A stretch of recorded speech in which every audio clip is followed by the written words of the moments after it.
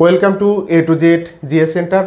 A to Z GS সেন্টারের আজকের আলোচনার বিষয়বস্তু এশিয়া মহাদেশের স্বাভাবিক উদ্ভিদ এবং তৃণভূমি। ইতিমধ্যে আমরা এশিয়া মহাদেশের পর্বত, মালভূমি, নদ নদী এবং হ্রদ সম্পর্কে বিশদ আলোচনা করেছি। তবে আজকে আমাদের ওয়ার্ল্ড জিওগ্রাফির ক্লাসের আলোচনার বিষয়বস্তু এশিয়া মহাদেশের প্রধান প্রধান বনভূমি এবং তৃণভূমি। তাহলে আমরা প্রথমে যে বনভূমিগুলো রয়েছে তাদের অবস্থান এবং বিশেষত্ব সম্পর্কে আলোচনা করব, তারপরে তৃণভূমি সম্পর্কে আলোচনা করা হবে।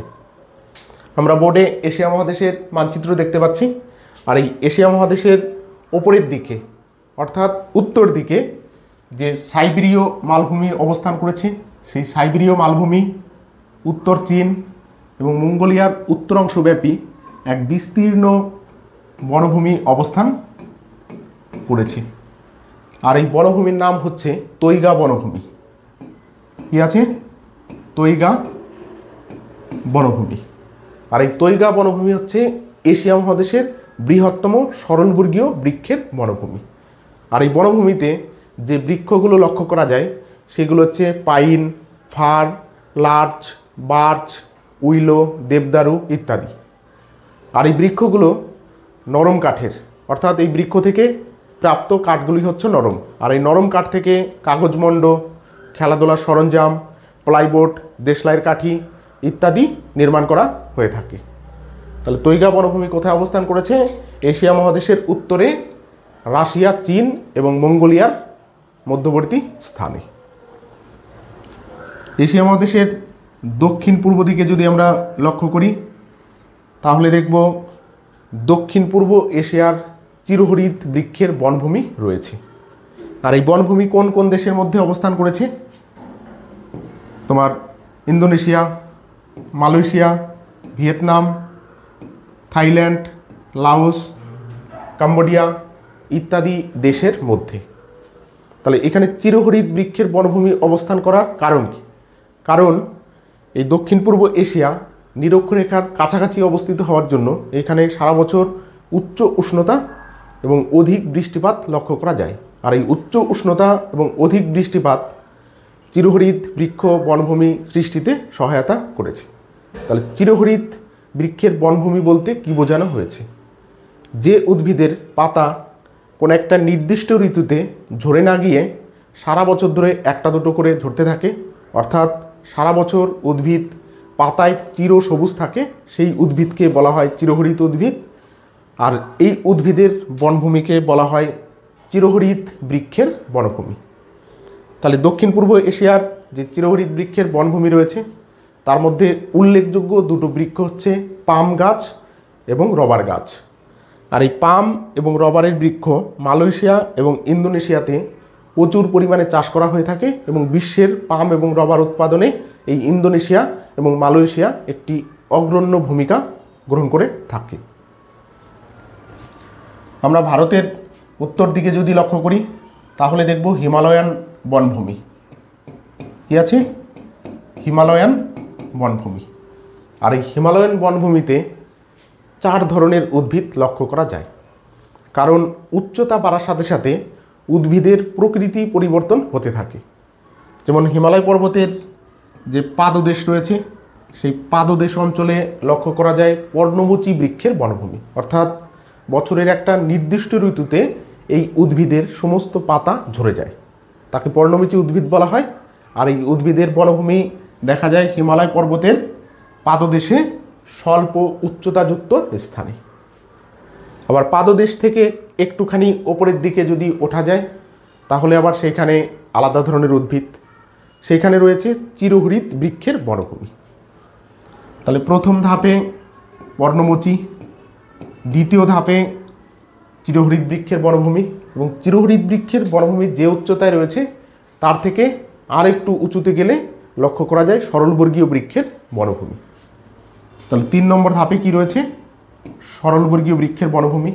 এবং সরলবর্গীয় বৃক্ষ বনভূমির যে উচ্চতায় রয়েছে তার থেকে আরও একটু উপরে উঠলে তোমার আলফীয় উদ্ভিদ লক্ষ্য করা যায়। তাহলে 4 নম্বর যে ধাপ রয়েছে সেই 4 নম্বর ধাপে আলফীয় উদ্ভিদ রয়েছে, অর্থাৎ হিমালয় পার্বত্য অঞ্চলে 4 ধরনের উদ্ভিদ পর্ণমোচী, চিরহরিৎ, সরলবর্গীয় এবং আলসীয় উদ্ভিদের বনভূমি রয়েছে। দক্ষিণ এশিয়ায় লক্ষ্য করলে আমরা দক্ষিণ এশিয়ার চিরহরিৎ বৃক্ষের বনভূমি দেখতে পাবো। তাহলে কোথায় রয়েছে? দক্ষিণ এশিয়ার। যেমন ভারতের পশ্চিম উপকূল বরাবর পশ্চিম ঘাট পর্বত রয়েছে, আর এই পশ্চিম ঘাট পর্বতের পশ্চিম ঢালে প্রচুর বৃষ্টিপাত এবং উষ্ণতাজনিত কারণে চিরহরিৎ বৃক্ষের বনভূমি রয়েছে। শ্রীলঙ্কাতে কিছু অংশে চিরহরিৎ বৃক্ষের বনভূমি দেখা যায়। আন্দামান নিকোবর দ্বীপপুঞ্জে চিরহরিৎ বৃক্ষের বনভূমি দেখা যায়। অর্থাৎ দক্ষিণ এশিয়াতে একটা নির্দিষ্ট অঞ্চলে চিরহরিৎ বৃক্ষের বনভূমি অবস্থান করেছে। ভারত এবং বাংলাদেশের মধ্যবর্তী স্থানে রয়েছে সুন্দরবন।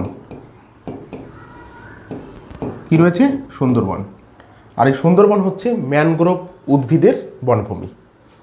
আর পৃথিবীর বৃহত্তম ম্যানগ্রোভ উদ্ভিদের বনভূমি হচ্ছে সুন্দরবন, যেটা বাংলাদেশ এবং ভারতের মধ্যবর্তী স্থানে অবস্থান করেছে। তবে বাংলাদেশের মধ্যে বেশিরভাগ অংশ এবং কম পরিমাণ অংশ ভারতের মধ্যে অবস্থান করেছে।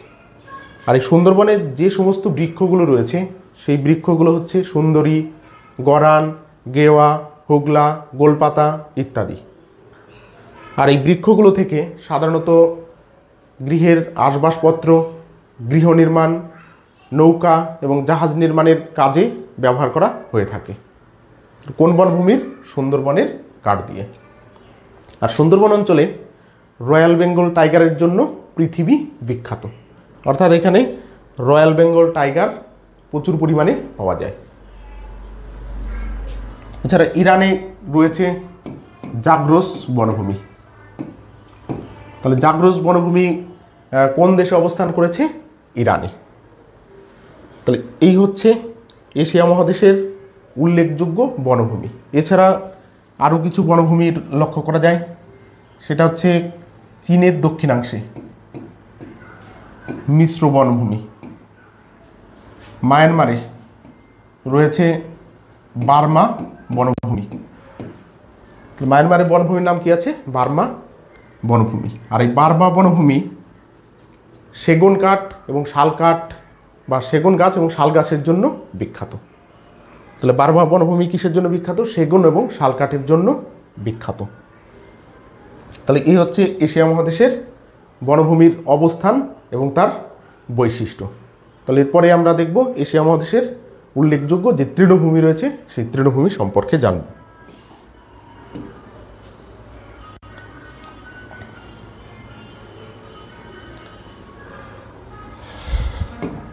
আমরা যদি এশিয়া মহাদেশের উল্লেখযোগ্য তৃণভূমি লক্ষ্য করি তাহলে দেখব মধ্য এশিয়াতে স্টেপ তৃণভূমি অবস্থান করেছে। কি তৃণভূমি অবস্থান করেছে? স্টেপ তৃণভূমি। তাহলে মধ্য এশিয়া বলতে কোন কোন দেশে? কাজাকিস্তান, কিরগিজস্তান, তুর্কমেনিস্তান, তাজিকিস্তান এবং উজবেকিস্তানে স্টেপ তৃণভূমি লক্ষ্য করা যায়। এছাড়া স্টেপ তৃণভূমি তোমার দক্ষিণ সাইবেরিয়া, পশ্চিম মঙ্গোলিয়া এবং পশ্চিম চীনের কিছু অংশ তোমার স্টেপ তৃণভূমি লক্ষ্য করা যায়। আর এই স্টেপ তৃণভূমি ঘোড়া চারণের জন্য বিখ্যাত। অর্থাৎ এখানে ঘোড়া প্রতিপালন করা হয় এবং এই স্টেপ তৃণভূমিতে চড়ানো হয়। তোমার তিব্বতে রয়েছে তিব্বতীয় তৃণভূমি। তিব্বতীয়। তাহলে তিব্বতীয় তৃণভূমি কোন কোন অঞ্চলে অবস্থান করেছে? তিব্বত, নেপাল, ভুটান ইত্যাদি অঞ্চলে। তাহলে নেপাল, ভুটান এবং তিব্বতের মধ্যে অবস্থান করেছে তিব্বতীয় তৃণভূমি। আর এই তিব্বতীয় তৃণভূমি ইয়াক ও ভেড়া প্রতিপালনের জন্য বিখ্যাত। তাহলে তিব্বতীয় তৃণভূমি কিসের জন্য বিখ্যাত? ইয়াক এবং ভেড়া প্রতিপালনের জন্য। এছাড়া মধ্য ভারত এবং দক্ষিণ ভারতে লক্ষ্য করা যায় সাভানা তৃণভূমি।